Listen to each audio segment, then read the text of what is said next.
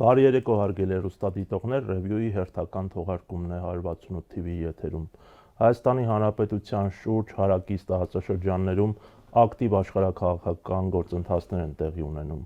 Գազա, Իսրայել, Սիրիա, Իրանի շուրջ պահպանվող լարվածություն, Իրано-իսրայելյան նոր պատերազմի հեռանկարով Ուկրաինայում խաղաղության հաստատման Թրամփի ծրագիր եւ այս ամենի հետնապատկերին կամ գուցե այս ամենին անհաղորդ խորացող քաղաքական կոնֆլիկտ Հայաստանում, որն առայժմ ոչ մի լավ բան չի խոստանում, միայն ազգային երկպառակություն, անմիաբանություն, քաղաքական անկայունություն, թշնամանք եւ անհանդուրժողականություն։ Թեմայի շուրջ տաղավարում կզրուցենք Դեմոկրատական այլընտրանք կուսակցության նախագահ քաղաքագետ Սուրեն Սուրենյանցի հետ։ Բարև ձեզ, պարոն Սուրեն։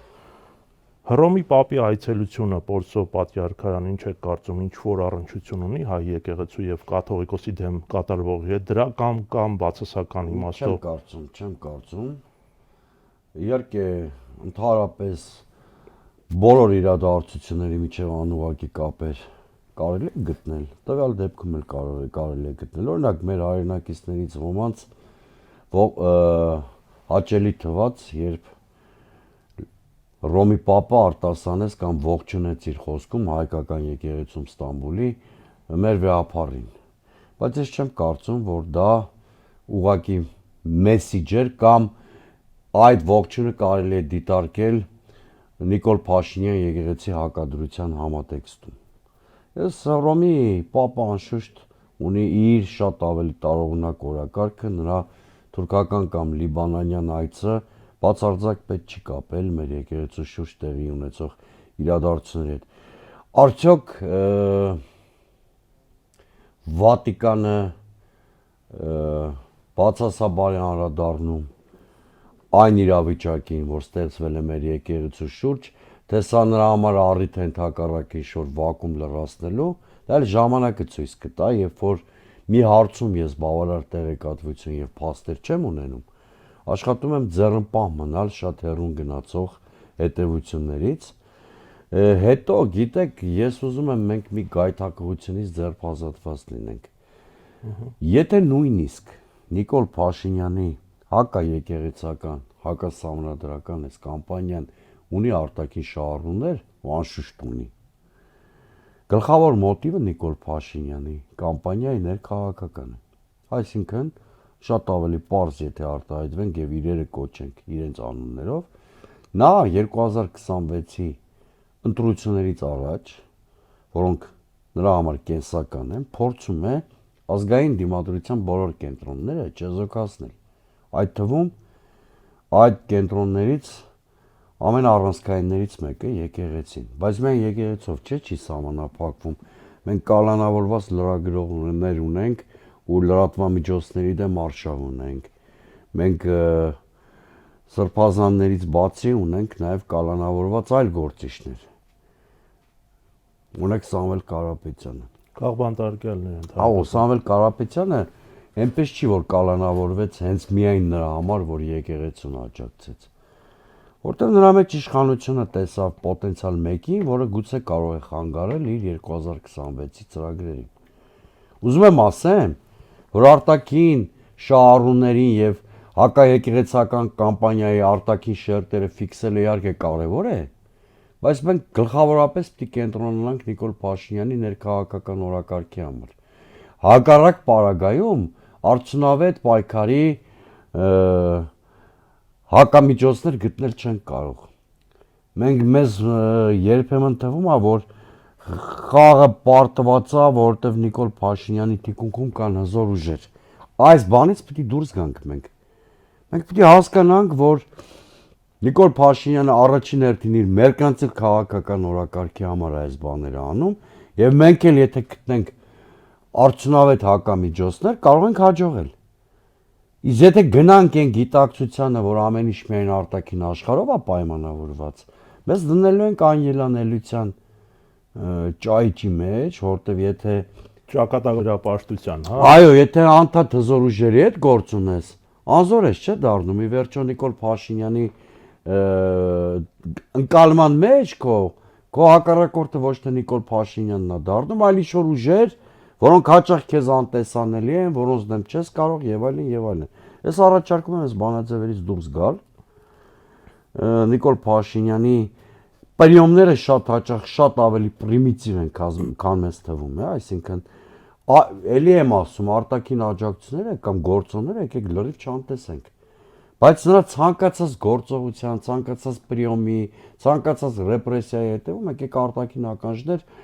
մի քիչ փնտրենք, դա մեզ կօգնի, որպեսզի նրա դեմ պայքարի ավելի արդյունավետ միջոցներ կարողանանք գտնել։ Դուք նախորդ ուրբաթ նոյեմբերի 27-ին եպիսկոպոսած հայտնի հայտարարությունից հետո գրել եք, որ վեհափառի շուրջ օղակը սեղմում է, ինչ փոփոխություն է եղել իրավիճակի այս վերջին 3-4 օրերի ընթացքում եւ ինչ կորոշի ձեզ եպիսկոպոսած ժողովը, որը տեղի ունենալու դեկտեմբերի 10-ից 12-ը։ Դուք շատ տարօրինակ հարց եք տալիս, իհարկե իրավիճակ է փոխվել։ Հիմա մենք կարող ենք Հերձվածող Տիրադավան անվանել է 10 եպիսկոպոսին, ովքեր այդ հայտարարությունը արել են։ Դու այդպես էլ կա, գնահատականների մեջ չենք սխալվում։ Բայց Նիկոլ Փաշինյանի տակտիկական առումով մի հատ բան է հաջողվել, որը չխոստովանելը կնշանակի իրավիճակի ռեալ գնահատումից խուսափել։ Նրան հաջողվել է իր հակաեկեղեցական կամպանիան մտցնել եկեղեցու պատերից ներս եւ արդեն իսկ դա ներկայացնել որպես եկեղեցական գզվրտոց կամ հակադրություն։ Այնուամենայնիվ 57 եպիսկոպոսից 10-ը եթե խռովություն են բարձրացնում, թեկուզ նրանք բոլորս գիտակցում ենք, որ սատելիտներն են Նիկոլ Փաշինյանի, մարդիկ, ովքեր դակարդում են հայտնվել շանտաժի կամ գայթակղության մեղքի հետևանքով։ Այս բոլորը մենք հասկանում ենք, փոքր երկիր է, ես էլ սրբազանների մեծամասնությանը ճանաչում եմ, շատերին գիտեմ եթերից դուրս, եւ շատ բաներ գիտեմ, որոնց մի մասը բարձրաձայնում եմ, ինչ-որ բաներ լռում եմ։ Հիմա ի՞նչն է փոխվել, դուք հարցնում եք, փոխվել է հենց այդ։ Ամբրոցի բանալիները Փաշինյանին հանձնող է եղել։ Եվ հիմա այդ հակաեկեղեցական պայքարը տրանսֆորմացվել է մի քիչ այլ բանի, որտեղ Նիկոլ Փաշինյանը գոնե տակտիկական առումով ավելի շահեկան դիրքերում է, գոնե տակտիկական առումով։ Սա մեկ, այսինքն մենք ունենք մի իրավիճակ, երբ այլևս իշխանության անզուսպ պայքարը եկեղեցու դեմ ուղեկցվում է ներեկեղեցական կոնֆրոնտացիայով։ Այս իրավիճակում, երբ հրավիրվել է եպիսկոպոսատ ժողովը, որ դեկտեմբեր 10-ից 12-ին պիտի տեղի ունենա, մի քանի գործոնների համադրության հետ գործ ունենք։ Առաջին, մենք ունենք այդ 10 տիրադավ եպիսկոպոսներին, ովքեր պահանջում են վեհափառի հրաժարականը, աշխարհիկ լեզվով ասեմ, որ պարզ լինի։ Մենք ունենք 2 կամ նույնիսկ 3 շատ լուսավոր սրբազանների կոչ ճաղերից այն կողմ գտնվող, ովքեր պահանջում են կարգալույծ անել այս տիրադավներին։ Երրորդ գործոնը, մենք ունենք սասկացող ռեպրեսիաների եկեղեցու շուրջ, թե ինչու է օղակը սեղմում նաև, եւ չորրորդը, իշխանությանը հաջողվել է ստեղծել բավականին իներտ հասարակություն։ Այո, հասարակության մեծամասնությունը չի աջակցում Նիկոլ Փաշինյանի հակաեկեղեցական կամպանիային, բայց անկեղծ լինենք, հասարակության մեծամասնությունը նաև կոնսոլիդացված չի իրավունքի եւ ինքնության պայքարի առաջնագծում, սա էլ կա։ Իսկ իներտ հասարակությունը Նիկոլ Փաշինյանը կարողացել է հասնել դրան մեդիա տերորի շնորհիվ նաև ռեպրեսիաների։ Հիմա ասում եք ինչ սցենարներ սպասենք եպիսկոպոսատ ժողովից։ Սա բեկումնային շրջադարձային ժողով է, ընդ որում, երբ որ բեկումնային ու շրջադարձային տերմինները օգտագործում ենք, ես խնդրում եմ, որ մեր հասարակությունը շփոթի մեջ չընկնի։ Պատմության մեջ բեկումները եւ դրական են լինում, եւ բացասական են լինում։ Բեկումը ձևն է, բովանդակությունն է, ակնհայտ չի, այօնք այս եպիսկոպոսատ ժողով, որ առջևում լինելու է, բեկումնային դրական իմաստով կլինի, թե ցավոք սրտի բեկումնային բացասական իմաստով կլինի։ 3 սցենար հնարավոր։ Սցենար 1, որ իր կանոններին հետևելով հակականոնիկ վարքագիծ ունեցող այս եպիսկոպոսները կարգալույծ են արվում կամ իրենց ծառայություններից առնվազն հեռացվում են։ Եկեղեցին մի քիչ վիրավոր, բայց վերագտնում է իր ինքնավարությունը, իր միասնականությունը, ասում եմ, մի քիչ վիրավոր վիճակում։ Սա մեկ սցենարն է։ Երկրորդ, սա իմիջիայլոց շատ անցավոտ սցենար կլինի համեմատաբար։ Երկրորդ սցենարը եկեղեցին գնում է հակականոնիկ վարք ունեցող եպիսկոպոսների կարգալույծ անելու ճանապարհով, բայց նրանք չեն հնազանդվում։ Եվ բաց արճակատումը էսկալացիայի մի նոր մակարդակ է արձանագրում։ Սա ամենաձեռնտու վիճակն է իշխանություններին, ցավոք սրտի ամենահավանական սցենարն է։ Ցավոք սրտի սա ամենահավանական սցենարն է, որ եպիսկոպոսատ ժողովը գուցե գնա կանոնիկ վիճակը վերականգնելու ճանապարհով, բայց խռովարարները շարունակեն իրենց անհնազանդությունը եւ այդ հակադրությունը մի նոր մակարդակի բարձրանա ուղեկցվող իշխանության ռեպրեսիաներով։ Եվ կա երրորդ ճանապարհ, որը իդեալական տարբերակն է, բայց համարյա հավանականության 0 երկով,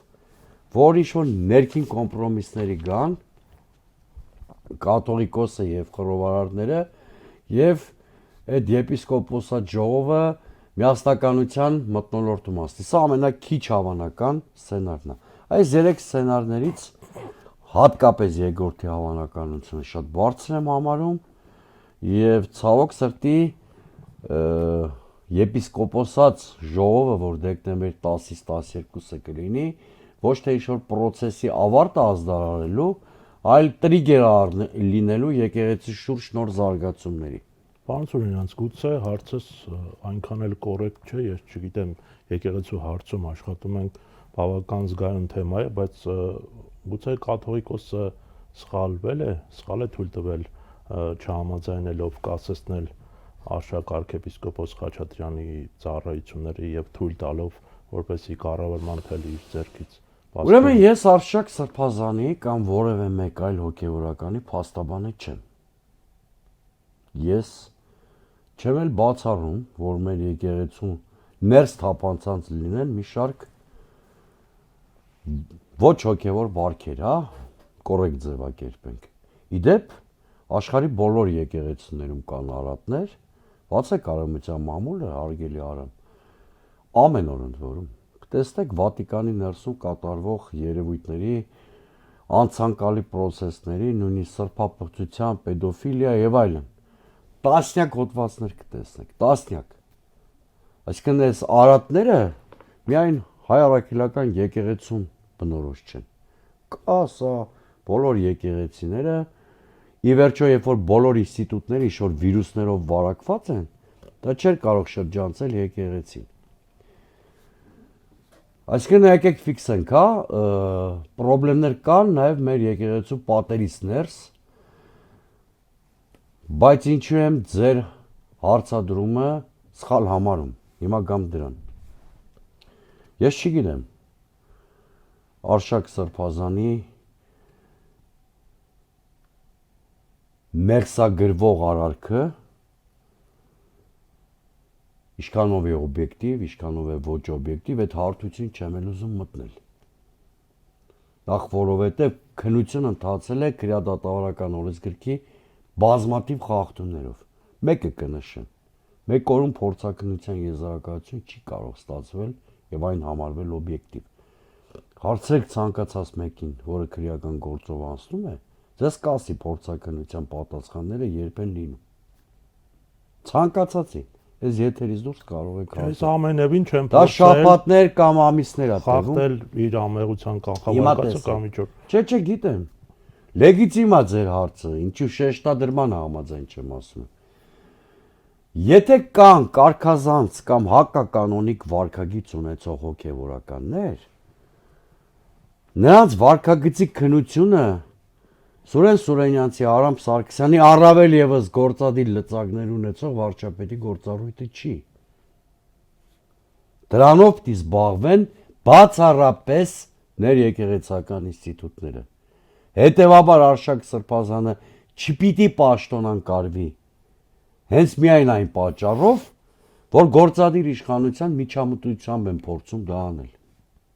Դա կնշանակի ոտնձգել Հայաստանի Հանրապետության Սահմանադրության 17-րդ հոդվածի դեմ։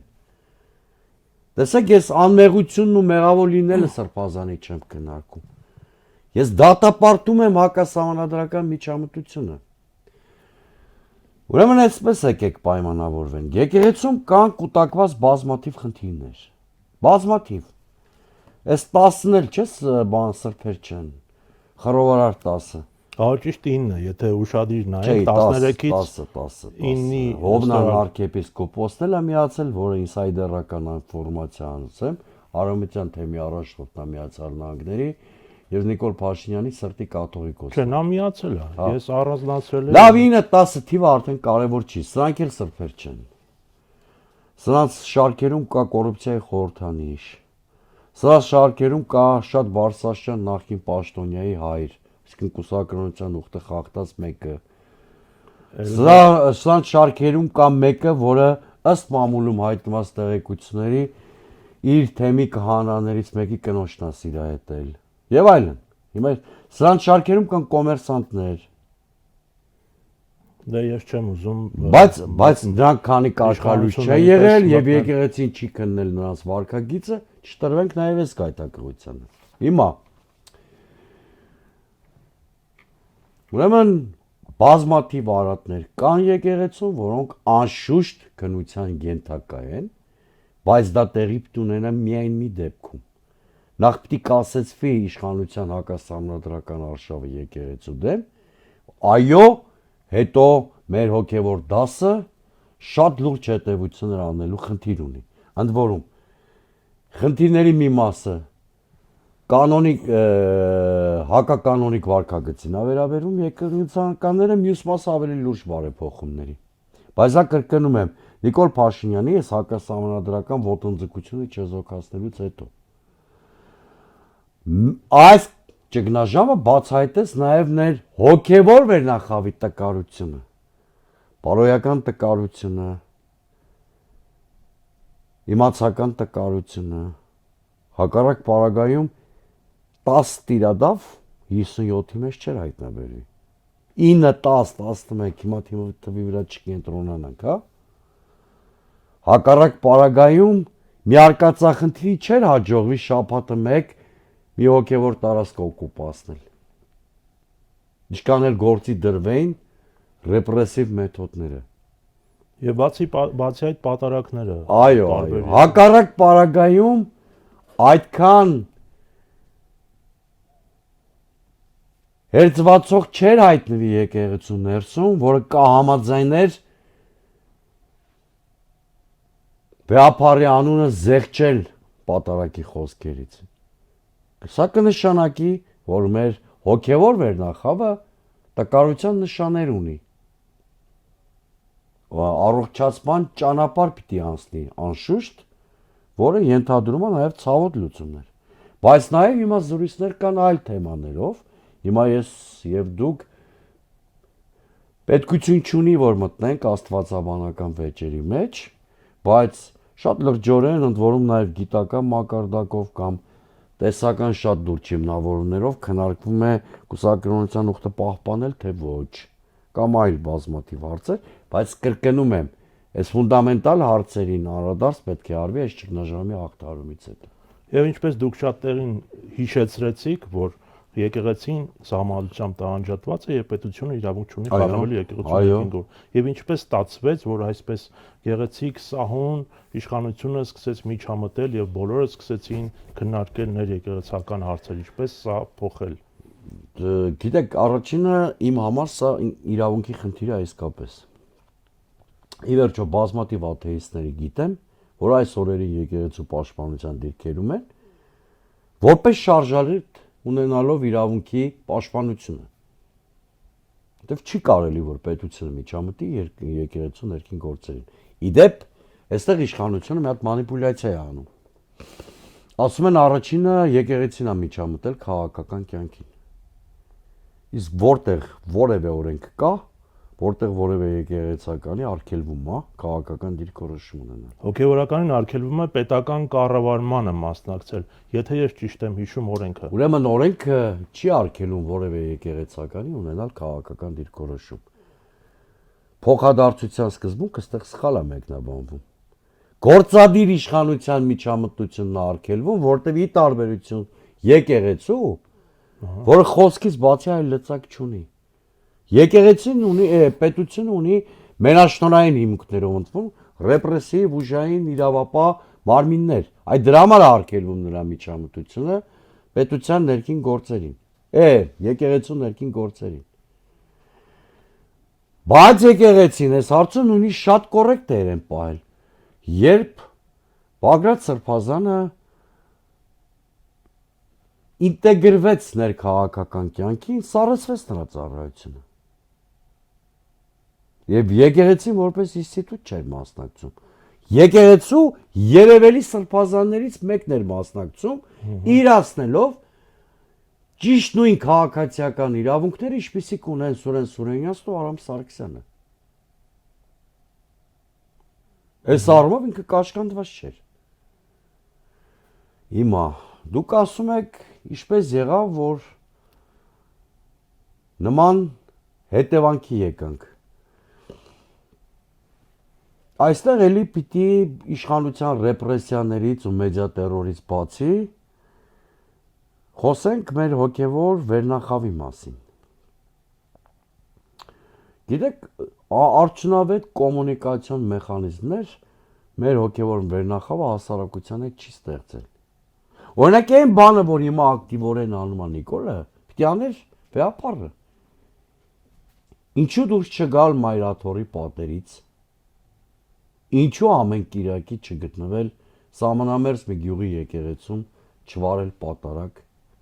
ինչու չլինել մարզերում, ինչու ամեն կիրակի հավատացյալ ժողովրդին հետ չշփվել եւ հասարակության սուբյեկտություն այդ կերպ չբարձրացնել։ Չէ՞ որ եկեղեցին բանակ չունի, եկեղեցին դատարան չունի, եկեղեցին զորք չունի, եւ միակ ճանապարհը, որով նա կարող է կանխել Նիկոլ Փաշինյանի հակապետական, հակաեկեղեցական այս ընթացքը, դա ակտիվ հասարակությունն է։ Հավատացեք, եթե մեր հոգևոր հայրերը, մեր ընդդիմադիր քաղաքական էլիտան ավելի արդյունավետ գտնվեին հասարակությանը սուբյեկտ դարձնելու իրենց մտածումներում, Նիկոլ Փաշինյանը հիմա անուսության պատին էր բախվել։ Հիմա նա ճանկռում էր անուսության պատը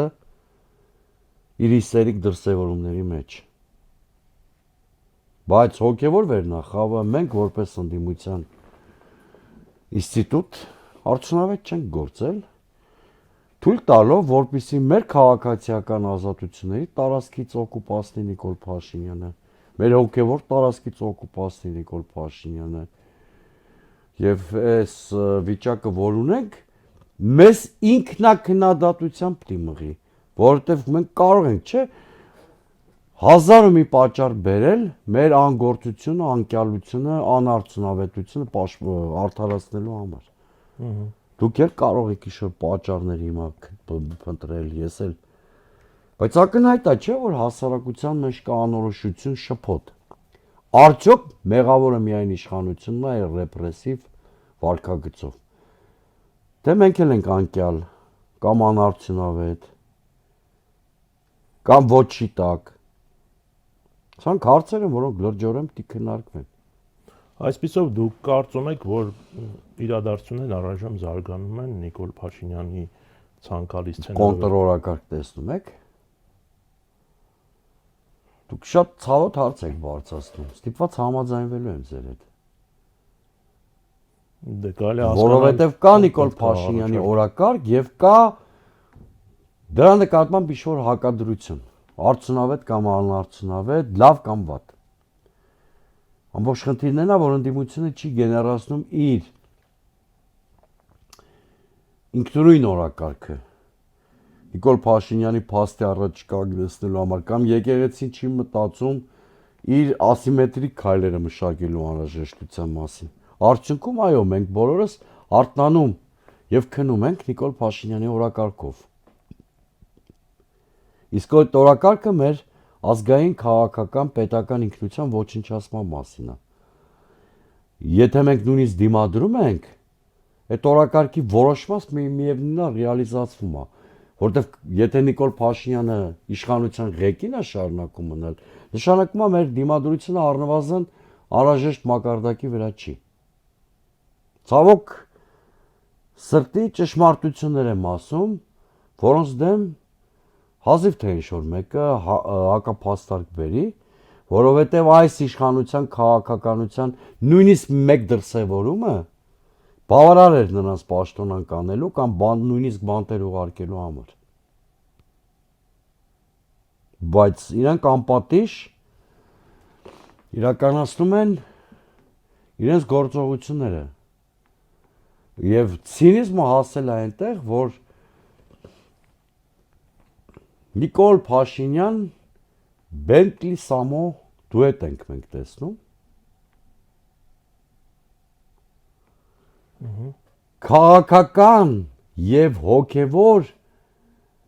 հակահերոսների դաշինք է սա։ Նիկոլ Փաշինյանը նրա մասին է, ինչպիսին չպիտի լինի քաղաքական եւ պետական դասը։ Նավասարդ Քչոյանը, որը հասարակության լայն շերտերին Բենտլի Սամո մականունով է հայտնի, այն մասին է, ինչպիսին չպիտի լինի հոգեվոր դասը։ Բայց ինքն էր չէ ժամանակին քննադատում։ Ինքը քննադատում էր, բայց հիմա պետականության փլատակների վրա դուետ են կազմել։ Հիմա ինչ դարձավ բարեպաշտ արդեն Փաշինյանի համար։ Նշանակում է մենք չունենք պետություն, մենք չունենք սահմանադրություն։ Ամեն ինչից վեր Նիկոլ Փաշինյանի կամքն է։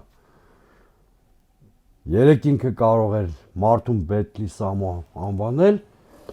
այսօր նրանից հաղորդություն են ընդունում որպես սրբազան։ Այս կոնտրաստը քաղաքական ճողվածք առաջացնում, ինչը հանգեցնելու է պետականության լրջագույն ճգնաժամի։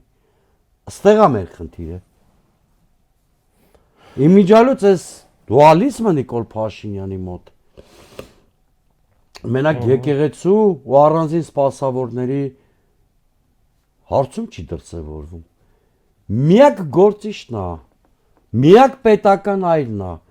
հայ իրականության մեջ, որը հասցրել է 7 տարվա ընթացքում Արցախը թե Հայաստան համարել, թե Ադրբեջան։ Նախկին 3 նախագահներ այնքան զուսպ են եղել, որ չեն գնացել Հայաստանը Արցախ համարելու, Արցախ Հայաստան համարելու արկածախնդրությանը, բայց չեն էլ տրվել Հայաստան Արցախը Ադրբեջան ճանաչելու դիվային մտածումին։ Այս մարդը երկուսն էլ արեց։ Որպես հետևանք թողնելով փլատակ պետականության։ Հիմա նա նույն ընթացքի մեջ է եկեղեցու հետ կապված հարցերում։ Նույն ընթացքի մեջ է։ Վերցրեք Նիկոլ Փաշինյանի 7 տարիների տեսանյութերը ցանկացած հարցի վերաբերյալ թերթեք։ Նայեք։ Նիկոլ Փաշինյանը մենամարտի է դուրս եկել Նիկոլ Փաշինյանի հետ։ Մենք մի դերասանի թատրոնի ենք ականատես, բայց այդ թատրոնը շատ ծանր է նստում մեր պետականության վրա։ Դե դա իհարկե վաղուց գիտենք, պարոն Սուրենյանց, այնպես որ նորություն չէ։ Այս ճանապարհը ասում եմ, հասարակության սուբյեկտության մեծացումն է այդ ճանապարհը։ Մենք պիտի հասնենք նրան, որպեսզի առաջիկա ընտրական ցիկլում 3-4 կոնսոլիդացիոն այլընտրանքային կենտրոն ստեղծվել Նիկոլ Փաշինյանի իշխանությանը։ Եվ պիտի հասնենք նրան, որ թույլ չտանք իշխանության վերարտադրությունը։ Ճանապարհը դա է, բայց ինչպես հասնել այդ ճանապարհով։ Այս 6-7 ամիսների ընթացքում մենք կարող ենք որպես ընդդիմություն այնպիսի քաղաքական պրոդուկտ ստեղծենք, որ հասարակությունը որոշի դա սպառել, ոչ թե Նիկոլ Փաշինյանի ստերը։ Երբեք ու երբեք թող ոչ մեկ չասի հասարակությունը պատրաստ չի փոփոխությունների։ Հասարակությունը սպառող է, որը սպասում է քաղաքական այն ապրանքին, որ քաղաքական դերակատարները պետք է հրամցնեն իրեն։ Իսկ ինչ կլինի ըստ ձեզ, եթե Նիկոլ Փաշինյանին հաջողվի, իհարկե չեմ ուզում առաջ ընկնել իրադարձություններից, հպատակեցնել եկեղեցին եւ ինչու է նա ամեն գնով ձգտում դրան։ Ասացի մի պատճառը։ Մի պատճառը այն է, որ ինքը տոտալիտար համակարգ է ստեղծում եւ բոլոր ինստիտուտները պետք է զգետնի, որոնք իրենց մեջ դիմադրության ինչ-որ պոտենցիալ ունեն։ Եկեղեցի ձեր դեմ հարձակում չկա, ժուրնալիստների միության ավելի շուտ կա։ 168 ժամի վրա էր նա։ 168-ը էլ, Սաթիկ Սեյանյանն էլ, գործարարության նկատմամբ ճնշումներ չկան, կան։ Ամենահարուստ հայ գործարարը բանտում է։ Ճնշումներ կան նաև համայնքապետերի նկատմամբ։ Վարդան Ղուկասյան, Մասիսի քաղաքապետ եւ այլն։ Հետևաբար նրան չի հետաքրքրում ինստիտուտներից քանիսը բովանդակազուրկ կդառնան, կմեռնեն կամ ինստիտուտներից քանիսին թիրախավորելով կգնդակահարի հայկական պետականություն։ Նրան հետաքրքրում է սեփական իշխանության պահպանումը։ Հավանաբար Նիկոլ Փաշինյանը ունի նաև արտաքին շարժառիթներ կամ ավելի շուտ արտաքին պատվեր, որը կուրորեն պետք է կատարի։ Օրինակ Փաշազադեի հայտարարությունների եւ նրա գործողությունների ներդաշնակությունը։ Օրինակ արևմտյան գլոբալիստական կենտրոնների տակ պարկելու նրա հակումը, ինչը բերում է հայկական գործոնի եւ սուբյեկտության թուլացման, իսկ այդ սուբյեկտության ձևավորման գործում կարևոր դեր ուներ եկեղեցին։ Բայց դες մի բան ասեմ, ինչքան էլ որ տակտիկական առումով Նիկոլ Փաշինյանը եկեղեցու դեմ է պայքարում, հաջողի եւ անշուշտ որոշ դեպքերում անդառնալի հարված հասցնի եկեղեցու հեղինակությանը, հայ առաքելական եկեղեցին շատ բարդ կառուցվածք է, եւ այնքան էլ հեշտ չի ստրատեգիական իմաստով իրան պարտության մատնելը։ Ժամանակի եւ տարածության մեջ եկեղեցին դիրքերը վերադարձնելու է։ Ուղղակի ինչքան կարճ տևի այդ ժամանակը, այնքան մենք կշահենք, որտեվ անդառնալի կորուստներ քիչ կունենանք։ Եվ վերջում որպես ամփոփում, պարոն Սուրենյանց, իհարկե մենք կենտրոնացանք հիմնականում եկեղեցու հարցի վրա, բայց ինչպես ես ամենասկզբում առաջադրեցի, այսպիսի ավելի լայն պատկեր կա եւ ինչպես դուք մեկնաբանեցիք, ընդհանուր քաղաքական պատկերի մեջ է տեղավորվում։ Ձեր թույլտվությամբ այսպիսի մի հարցադրում, օրինակ անձամբ ես վաղուց եկել եմ այն համոզմանը, որ 1994-ին Ադրբեջանին ծնկի բերելուց եւ Արցախ ազատագրելուց հետո մեր հասարակությունը եւ քաղաքական վերնախավը մեկ կոպիտ սխալ է թույլ տվել, անտեսելով կամ երկրորդ պլան մղելով հիմնական գերխնդիրը, այսինքն Արցախյան հիմնախնդիրը լուծել կամ եթե դա հնարավոր չէ, պատրաստվել հաջորդ պատերազմին, բայց ես հիշում եմ 1990-ականներ, երկրորդ կեսին, հիմնականում իշխանափոխության հարցեր են 2000-ականների, 2010-ականներին, թալան, կոռուպցիա, օլիգարխներ, էկոլոգիա, միայն 2016-ի ապրիլյան կարճ ագրեսիայից հետո բոլորը հանկարծ հիշեցին պաշտպանության ու սպառազինման խնդիրների մասին, որ կարող է նոր պատերազմ լինել։ Ըստ ձեզ, արդյոք հայ հասարակությունը եւ քաղաքական միտքը այսօր նույն սխալն է գործում, թե նրան այսպես տեղեկատվական ուղղորդում են դիտավորյալ սխալ ուղղությամբ։ Այսինքն սխալ ինչ իմաստով։ Սխալ այն իմաստով, որ մենք կրկին մոռանում ենք հիմնական գերխնդրի մասին կամ մտածում ենք, որ խաղաղություն է գալու, բայց իրականում արժևում ավելի մեծ Նիկոլ Փաշինյանի բերածը խաղաղություն չի։ Ես ձեր եթերներում ձեզ կամ ձեր այլ գործընկերների բազմաթիվ հարցազրույցներում դա հիմնավորել եմ։ Այս ստատուս քվոն, որտեղ կրակոցներ չկան, հիմնված է բացառապես Ալիևների ու Հաջիևների մեծահոգության ճակերտավոր վրա, այսինքն ցանկացած պահի նրանք կարող են խախտել այս հրադադար կոչվածը կամ ագրեսիվ գործողությունների անցնել, որտեղ խաղաղությունը ինստիտուցիոնալ հիմքեր է ունենում։ Մեր խաղաղությունը չունի դա։ Ինստիտուցիոնալ հիմքերի մեջ ինչ նկատի ունեցեք։ Ուժերի բալանսի վերականգնում, դա տեղի չի ունեցած։ Խաղաղության հաստատուղթ դա չկա, բազա եւ միջազգային երաշխիքներ էլի չկան։ Այսինքն որևէ ինստիտուցիոնալ բաղադրիչ խաղաղության գոյություն չունի։ Բայց ինչու են Ուկրաինայում այդ երաշխիքներն ու մեխանիզմները Որովհետեւ իրապես խաղաղության են ձգտում կամ ինչ-որ նոր ստատուս քվոյի ստեղծման։ Դա համար էլ այսքան բարդ է տևում եւ շուտ չի ավարտվի դեպ ասեմ արդից օգտվելով այդ process-ը։ Առնվազն մինչեւ մարտ ամիս ենթադրում են, որ պատերազմական գործողությունները Ուկրաինայում շարունակվելու են։ Հիմա Հայաստանի համար առաջնահերթությունը այս պահին իրական խաղաղությունն է։ Իրական։ Ճիշտ է, պարտված երկիր ենք, բազմաթիվ բաներ կորցրել ենք, բայց իրական խաղաղությունն է Հայաստանի համար կարևորը։ Իրական խաղաղություն ասելով ես առաջին հերթին հասկանում եմ Ադրբեջանին արվող պերմանենտ զիջումների գործընթաց դադարեցում։ Այդ իրական խաղաղությունը եւ 30 մի քանի տասնամյակ զարգացումը տեխնոլոգիական առումով, տնտեսության առումով նոր կարող են նոր պետական հավակնություններ ծնել մեր հասարակության մոտ, որտեղ մենք մեր վերքերը ապակինելու անհրաժեշտություն ունենք։ Այո, այսօր մենք շեղված ենք երրորդական հարցերի վրա, իսկ երրորդական չէ, արհեստական կեղծ օրակարգերի վրա, որը Փաշինյանն է թելադրում, եկեղեցու դեմ պայքար, ինչ-որ իրական Հայաստան, ինչ-որ 4-րդ հանրապետություն, ֆլան, ֆստան, ԿՊՀստան, հա, մի խոսքով կեղծ բաների վրա ենք մենք, կեղծ օրակարգերի վրա ենք, միշտեղ իրական խնդիրը պիտի լինի իրական խաղաղության հաստատումը,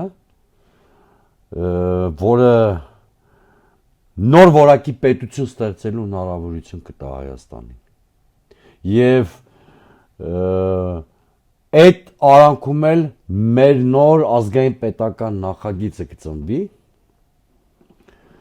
որը թույլ կտա, որ մենք ունենանք հավակնություններ, իրատեսական, բայց այնուամենայնիվ հավակնություններ, որտեղ այն ժողովուրդներն ու պետությունները, ովքեր ռացիոնալ հավակնություններ չունեն, այդ ժողովուրդներն ու պետությունները դատապարտված են։ Ներեցեք, պարոն Սուրյանց, բայց եթե Ադրբեջանի ղեկավարը բացահայտորեն, հրապարակայնորեն ադրբեջանցի ճակերտավոր գիտնականներին հրահանգ ու պատվեր է տալիս